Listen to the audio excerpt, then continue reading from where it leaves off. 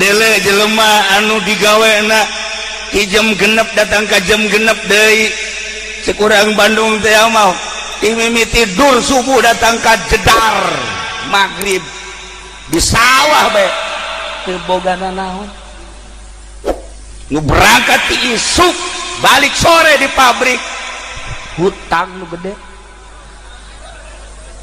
berangkat ke balai desa ayo geura jadi sekretaris jalurahna ge emang sarugi jante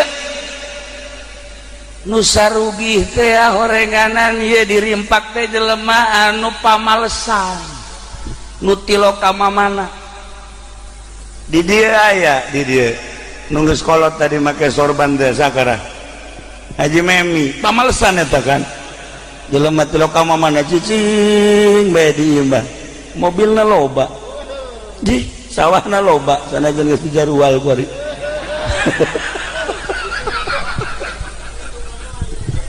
atuh hitung-hitunganana ulanana tuh tah lain eta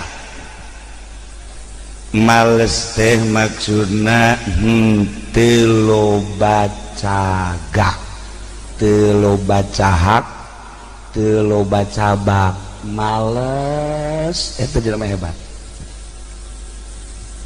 lamun jelema sugih haju loba gawe sugih dagangna bebeneran sugih bisnisna nyaan teu kaci teh bagus kitu ieu mah cicing bae ka mamana henteu cicing males tapi sugih ieu mah hebat heran kan heran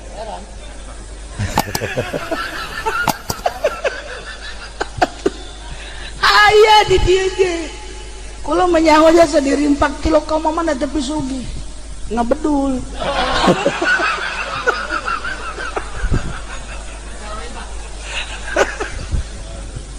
lain kene lain urusan anak dieu mah lain urusan harta urusan pondok pesantren jelema nu hebat eta jelema nu ngedul jelema nu males lamun kiai loba pagawean teh hebat nya jadi kiai nya dagang dah kuyai sama kos itu teh hebat jadi kiai bisnis nu geus di Hambalaya kuari Lambalaya tak kiai ruruntuk bisnis ya jadi kiai haju kadituna jadi tukang ceramah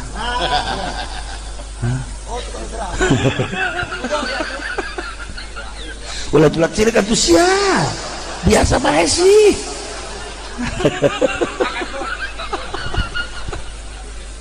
maksudnya teu hebat teu biasa bae teh bah jadi kiai nu hebat mah kiai anu ngedul kiai nu ngaringkuk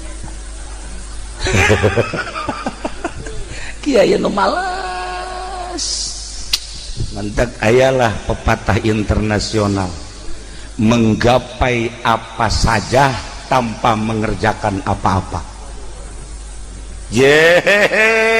eta teh internasional teh Inggris kan di Indonesia kan kukula coba cenah ke Inggris kan ke bangke ke aing waktunya bahasa Inggris lah tah menggapai segala apa saja atau menggapai apa-apa tanpa mengerjakan apa-apa ialah orang yang paling istimewa setelah diteliti di berbagai benua Amerika Eropa Australia Asia eta nu paling hebat adalah jelema nu teu pernah begaweana naon berhasil istimewa tuh dibantak lamun urang boga anak ngedul hebat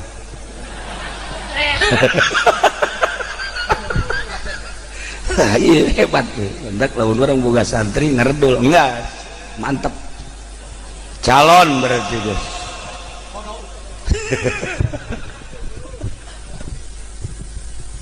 ternyata horeganan eta teh bahasa wali, menggapai segala apa saja tanpa mengerjakan apa-apa. Orang akan berhasil sebab kita kaganggu. Ketika jelema ngagegeh pondok pesantren, bagi duanya najeng bisnis, aya bisnisan, otakna teu murni ka Allah. Ngajegang teu masuk kitu teh.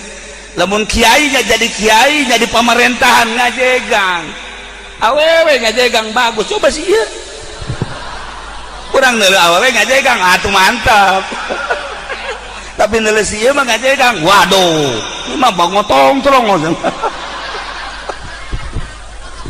Nah, iyalah ternyata horeganan bahasa anu luar biasa. Ulah ngayakeun kegiatan nanaon sehingga hiji we ulah boga pagawean salianti ka Allah, eta karek jelema berhasil. Nah, lamun urang nyekel pondok pesantren haju loba cahak kadituna lain ka Allah, tunggu kehancuranana, tunggu kehancuranana. Lain sekedar sebuah bangunan, lain sekedar sebuah organisasi, lain sekedar jaringan-jaringan, tetapi pondok pesantren mah ieu ngawungkulkeun diri ka Gusti Allah, bawa muridna ka Allah supaya warauheun ka Allah. Ketika jelema geus wauh ka Allah, deuk aya corona, deuk aya korola, tenang eueuh masalah teh mah. Sebab kabeh ge lamun geus wauh ka Allah mah moal aya nu kaluar ti aturan Allah, tenang kabeh. Urang boga pamajikan, urangna kasep, pamajikanna hideung nang di Allah, henteu kudu riweuh-riweuh. Urangna jore, pamajikanna jore, anak korban masalah. Atuh kasep ti mana atuh? Bapana jore, indungna jore. Kan maksudna menang ti Allah, tenang. Ya Allah ya Rabb. Nah, mun urang nempo silsilah tina silsilah thariqah aya hiji jelema ngaranna Muhammad Hattab. Etanya nama teu boga pagaweana naon, studi ngaji be. Jeung ngaji ge jaraba sakahayangnya, sakasampeurna, tetapi masya Allah dengan keikhlasan dirina muridna barisa ngaji tur jaradu solihin belah dituna jadi wali-wali Allah. Padahal ngajina malah teu diaranggap urang lembur. Kabelah dieuna manehanana katingalina teh bangun cumplang-campling. Cumplang-campling teh artina atuh teu gaul jeung jelema kumaha. Diajak bisnis sekedar seri, diajak berorganisasi sekedar senyum, diajak urusan-urusan dunia nyana mangan sakadar dadah-dadah bae. Sebab boga kayakinanana ka Gusti Allah, lobalah nu mencemooh ka manehanana. Kiai kos kitu mah kurang gaul atuh perjuangan komo usum kuari mah negara keur kieu mah nya cicing bae. Padahal mah loba bagian-bagianana, bergerak nu di organisasi maju, bergerak nu di dunia maju, nu di modern silakan. Tetapi kiai ahli Allah mah doa. Kada mah tengah penting teh budak ngadoa sorangan. Tilok mawa batur jeung teu neuleuh cau nya mah. Ngadoana ya Allah ya Rabbi, mudah-mudahan kaji pendek ku galede kita doa teh.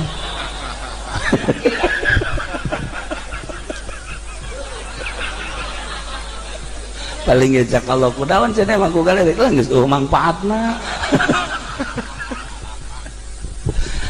Duh, iyalah terlupakan.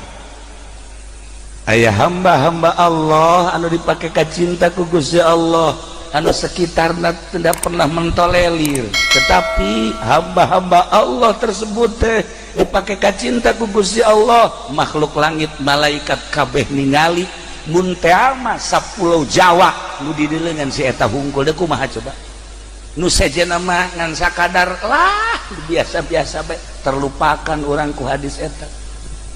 Aya hamba Allah anu dicintai ku Gusti Allah, padahal sekeliling nama mencemooh, tapi nyana dicintai ku Gusti Allah. Teu apaleun masyarakat teh manehanana hebat lantaran teu boga kegiatan, nyawa henteu, dagang henteu, aya dahar gembul. Nah, iyalah paling hebat eta jelema anu teu boga kegiatan. Tah jadi kiai haji bisnis biasa, jadi kiai dagang biasa, jadi kiai haju manggung biasa, jadi kiai berorganisasi biasa, tambahan kegiatan. Coba ge jadi kiai ulah ka mamana cicing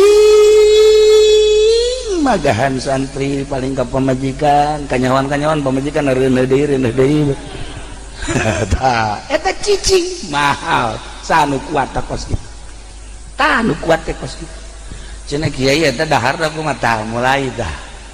Haju geus caritakeun daharna kumaha, teu percaya ka Maha Kawasa Allah. Teu percaya, teu boga kayakinan eta jadi kiai bae kurang kayakinan atuh komo santrina. Geus yakin ka Gusti Allah. Pokona kajen ku kumaha ge geus kumaha cak Allah. Moal datang ka teu dahar moal dina teu daharna paling pae. Siapa teh kos gitu aing ngeri cenah tah ieu mah datang teh terus we madahanana ibadah magahan ngaji mah teu hebat-hebat eta bae nu tadi teh ngaranna ge pesantren hijaiyah ieu atuh eja-ejahan we paling datang ka Ago Ogin doang ieu geus we deui kabelah dieuna nyana berangkat aya undangan ka muridna kudu naik parahu, barang berangkat naik parahu di tengah-tengah keur naik parahu aya muridna nu paeh di parahu, kabeh kaget gana mah teu kaget, kabehan bingung isi cenah kudu kumaha, teu kumaha urusan bae. Urusan teh maksud aku hayu bae urusan. Di urusan di pandian di luhur parahu, di pandian terus dibungkus aya salateun, pelebah endek dikuburkan dibalangkeun aya di parahu. Begitu dek dibalangkeun, saya kira teu kudu dibalangkeun lah, kubur bae. Kubur di mana nguburna? Kiai kira teh sok macem-macem bae. Kubur lah sakjana teh. Kubur kudu darat. Iyalah sakjana darat. Di darat kan jauh keneh. Peureum coba, peureum kabehan kunaon parahu ngalelep ka handap eta. Cai nyingrai kabeh. Aya di handap. Gali sakjana kuburan. Eta muridna kabeh kaget, lain ngagali kuburan kararieu bae. Isi jagian orang kalelep tak mual ya. Langsung digali kuburan ya, kuburkan, beres kubur, talkin, beres talkin, selesai kan, selesai naik di ke parahu, cai aya deui pret kaluhur, masya Allah, eta karak jelema hebat. Tak kehebatan manehanana teh kulantaran teu loba gawe. Ketika jelema loba gawe moal boga kaistimewaan seperti eta, jelema anu teu boga pagawean salian ka Allah karak seperti eta. Lamun urang nyaritakeun guru-guru urang nu baraheula ketika memperjuangkan kemerdekaan Indonesia, anu ditembak ngebul, udah seret teu masalah dan lain sebagainya, eta teh jelema nu teu boga kahayang hiji be Allah. Ketika kuari loba kahayang nu di organisasi, nu di pemerintahan, anu di pondok pesantren, ieu buktina kos kieu. Lain nu pinter, lain nu hebat, loba teuing kahayang.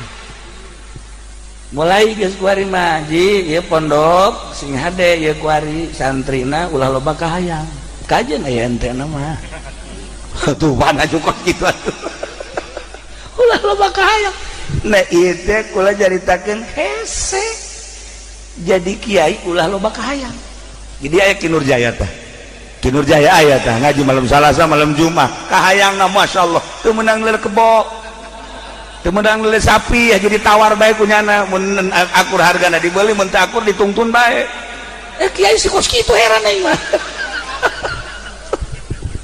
loba kahayang urang neangan kiai nu ulah loba kahayang cara guru-guru urang baheula Kiai Prawira guru Abah di Sekong nu mantak hebat muridna jara di kiai tuh Ki Muhyiddin tuh Ki Usman eta Ki Abdullah murid-muridna jara di kiai santero Tangerang Serang Pandeglang kiaina andieu teu loba kahayang cicing abuya nu mantak hebat baheula di penjara nyana zaman petilu lantaran kudu bae asup ka Golkar manehanana tetep bae embung akhirnya kan di penjara tapi kunaon atuh di penjara aya di imahna aya Masya Allah ieu geus sarua aya di imah aya di kontrakan aya atuh teh menyayap ngaranna geus kitu mah nyasab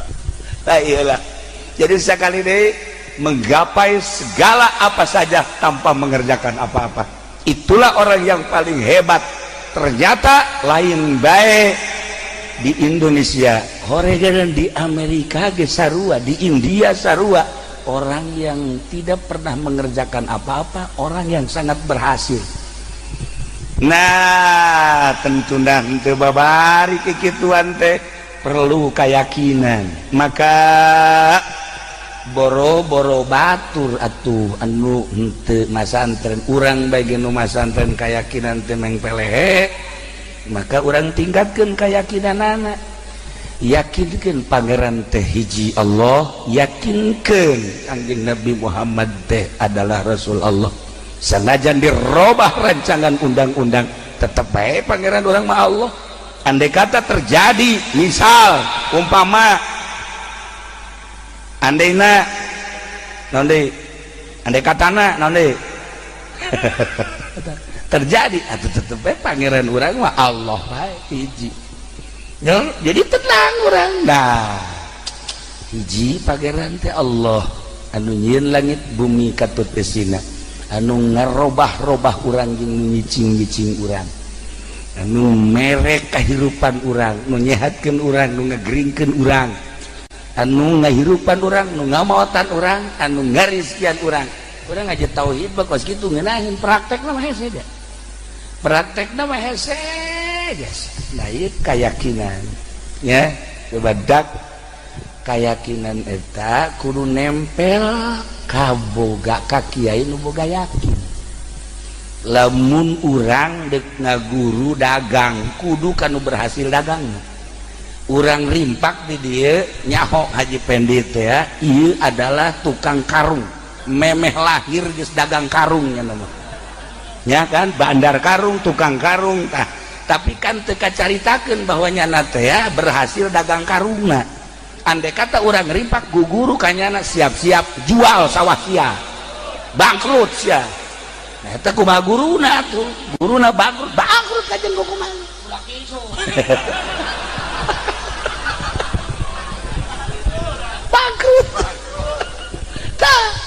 tah guguru mah kudu ka Pajagus lamun deuk ke guru dagang ka Pajagus kajen kumaha ge nya mah teu meunang dula deuleu neuleuh naon bae haju bae kan jadi duit bae neuleuh nu ngahunyur-hunyur bawakeun bekok wae sia neuleuh kontrakan aing kontrak di dinya geus asal aya bae dan lain-lain sebagainya kudunya uratna jadi duit bae naon ge jadi duit bae tah eta kumaha guruna nah kitu kene keyakinan teu meunang sambarangan geus urang muqaddimahna heula deuk ka Allah teh muqaddimahna sing bagus sugro kubrona rapih engke datijahna bakal bagus nah ieu teh pondok pesantren Salafiyah mukadimahna geus bagus, sugrona tinggal nyen kubrona abeh bener-bener ke Allah. Kan dari pondok pesantren modern teu jore ngan eta mah berbau duniawi bagus, neangan kapinteran, neangan wawasan di pondok pesantren modern mun deuk ibadah mal bisa. Sebab mukadimahna ge duniawi. Hari ieu mah deuk ukhrawi bener-bener ieu mah. Lain deui mentek ulah kaget lamun ke santrina bangsa paranjang buukna, kukuna paranjang. Bajuna ge geus di seuseut-seuseut. Ulah kaget, emang calon wali mah kos gitu. Yeah.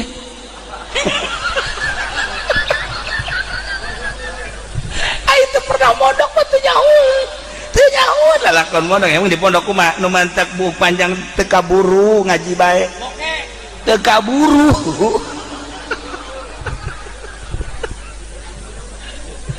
Ya, lain mah rek maksud gaji ieu kula mah rek maksud teh sakadar ningali majelis taklim, ningali pondok pesantren, lain sakadar katigali kieu nu pernah nempelkeun seperak 2 perak di dinya, lain sembarang. Jelema nu nempelkeun di balai desa urusanana lain deui. Jelema nu nempelkeun di pendopo lain deui urusanana. Jelema nu nempelkeun di hotel lain deui. Tapi nempelkan di pondok pesantren ini ulah loba paku hiji nempelkan di dinya paeh nu bogana nu jariahna paeh ujianana geus teu kudu dijawab ku sorangan, paku bisa ngajawab. Syekh Nawawi ngajelaskeun dina kitab kitu Abda Ubis teh eta pan nyaritakeun Munkar Nakir nu ngajawab teh urang make bahasa urang, sebab malaikat Munkar Nakirna ngajawab bilisanil insan. Lamun Sunda nanya na Sunda deui, malaikat Munkar Nakir Jawa nanya na make Jawa deui. Lamun Inggris make Inggris deui, teu make Arab kabeh. Mun make Arab kabeh urang hese di sakola teu naon henteu. Ye, lamun nanya ka Kifudali mah malaikat Munkar Nakir teh, "Fud, saha pangeran anjeun ngeunaheun kan?" Coba nanya ka Haji Pendi, "Saha pangeran dia?" Nyamolotot Pak. Atuh beda kan? Lantaran di dunia ada ge beda. Geus moal bisa ngajawab cenah di polototan ku malaikat Munkar Nakir. Tuh, orang keronjo, "Sopo?"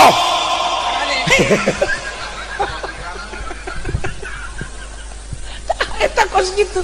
Le ieu ge nu ngajawabna teh kan amal. Di antara amal urang teh aya nu nempel di pondok pesantren.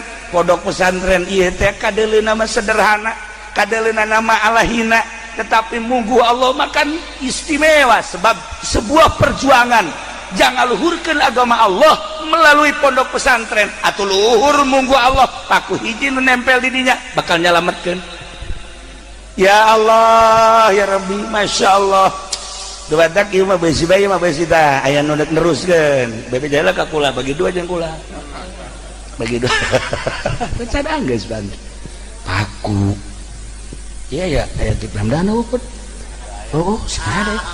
Aya ka Ambeun tentu. Henteu. Oh lah.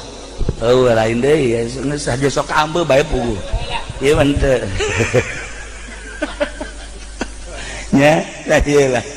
Jadi orang teh naon tah ieu na lamun boga keyakinan haju terbuka orang blak beda nempo sebuah bangunan pondok pesantren mah lain deui langsung tet ka langit ka ditu nembus. Masya Allah.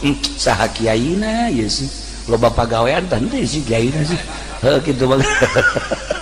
Tuh kan ya Allah ya Rabb. Nah gitulah para jamaah kaum muslimin, lain pondok pesantren ieu bae pondok pesantren nu mana baik ketika orang ningali pondok pesantren sederhana hina bahkan tetapi indallah luar biasa. Lamun kiaina teu loba pagawean kumaha nu ngageugeuhna geus lamun kiaina loba pagawean atuh pondok pesantrenna ge kabawa ku pagawean kiaina dan mantep ulah loba pagawean eta panghese-hesena jadi kiai teh ulah loba pagawean engke bisa hiber. Loba kiai anu teu loba pagawean kamari ge jeung berangkat jeung kula ka Mekah sabaran naik Garuda hiber kabeh. tuh siapa pas bae pan kos nu mayar bae heraneng berangkat ke Mekah tuh mayar datang ke kuari atuh teu sah ka membuka haji nage ya Allah ya Rabb. Para jamaah kaum muslimin wal muslimat rahimakumullah sakali deui kiaina ieu keur carita kiai hese ulah loba pagawean hiji be Allah tenang tentrem kajian kumaha yakinkeun ka Allah ulah cangcaya sebab dititipan ilmu ku Allah moal pati-pati dititipan ilmu ku Gusti Allah lamun henteu erek dikaallahkeun ku Gusti Allah asal yakinkeun. Tah nomor kedua ngawadahan jelema-jelema nu endeu ka Allah di balai desa mah wadah jelema nu endeu ka SPPT tetapi ieu mah pan ngawadahan jelema nu endeu ka Allah beuh haju disaungan ku urang dieu meuli kenteng meuli bilik nyaungan jelema nu endeu ka Allah ya Allah ya Rabbi enggeus urang dieu mah teu kudu saralat nyaungan ieu bae ka sorga teu kudu salat teu kudu jatilok ieu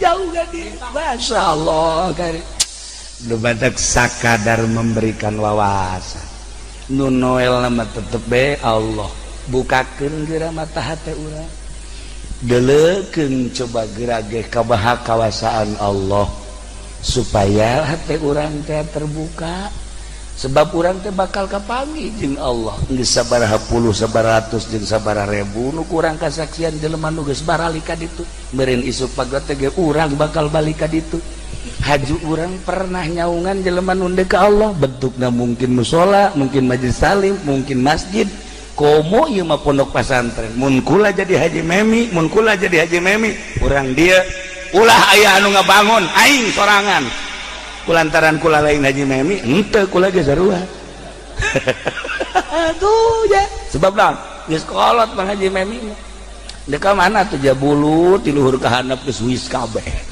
atuh aja sanajan dibere parawan deui ge asana paeh di luhur beuteung haji memi paeh di luhur beuteung parawan kan jorek kabejana nah atuh mendingan pake kabangun keur carita ieu mah betapa mulyana urang makuan urang ngentengan urang ngaiuhan jelema nu endeu ka Allah Masya Allah karim geus tah terbuka ya ieu mah sakali deui sakadar ngobrol menggapai apa saja menggapai segala sesuatu apa saja tanpa melakukan apa-apa itulah orang yang paling istimewa ente pernah kaganggu dan tidak pernah melakukan bisnis ente pernah kaganggu dan tidak pernah melakukan tani ente pernah kaganggu dan tidak pernah melakukan jaringan-jaringan kemanusiaan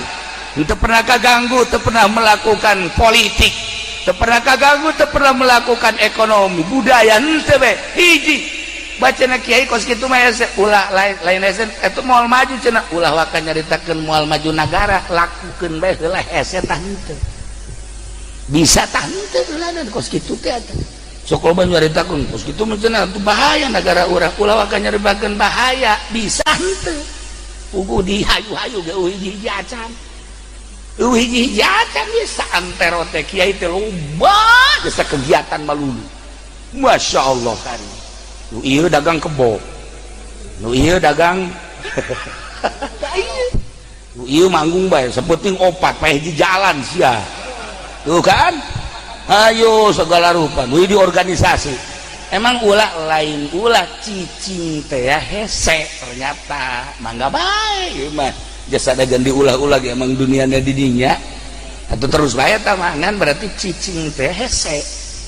Nah iyalah kiai nuku urang dirindukeun kiai anu tadi teh tidak pernah mengerjakan apa-apa balikan deui ka pondok pesantren nu sakieu megahna indah kula meuneu pondok pesantren mun kula ngora kene kula mah daek mondok di dieu asal tapi sama we asal kene bae nya da urang doakeun mudah-mudahan kipudolina dulur kula alo kula dibere kuat dibere tawakal dibere yakin ka Gusti Allah juga pendampingna alokula Siti Hajah Badiah mudah-mudahan diberi tawakal jeung yakin ka Gusti Allah majelis taklimna mudah-mudahan diberi mabruk ku Gusti Allah pondok pesantrenna diberi mabruk urang kabehan diberi terbuka mata hati teh hese barang kurang dibuka jahe horega dan ulah nempo pondokna ulah nempo majelisna tapi nempo manfaatna nyaungan jelema nu endeu ka Allah beuh masyaallah kan geus lain lalagaan hese nyaritakeunana kos kitu teh maka usia anu endek mileuleung ieu nyelesaikeun make ya Robi bila paulas ya apa teu kudu geus bae perorangan bae gimana coba tinggal di deuleu bae setik deui mah eta atau teu kudu ku Haji Pudoli bae teh dilangsungkeun atuh aja nah ieulah malam ieu nomor kahiji haul Ibu Hajah Ummu Kulsum urang doakeun mudah-mudahan dihampura sakabeh dosana sakali deui mudah-mudahan dihampura sakabeh dosana dilegakeun dicaangkeun di kuburanana ditarima amal ibadahna dibere naimul qabri ku Gusti Allah kitu nomor kaduana pondok pesantren mudah-mudahan dibere mabruk ku Gusti Allah dibere pinuh kebarokahan ku Gusti Allah sehingga bener-bener ieu teh menjadi bintang nu kadeuleu ku malaikat lamun urang di dunia neuleuh ka luhur neuleuh bintang jeung bulan malaikat di luhur langit neuleuh ka handap majelis taklim mushola pondok pesantren nu kadeuleu ku malaikat harurung etalah kiai-kiaina nu bener-bener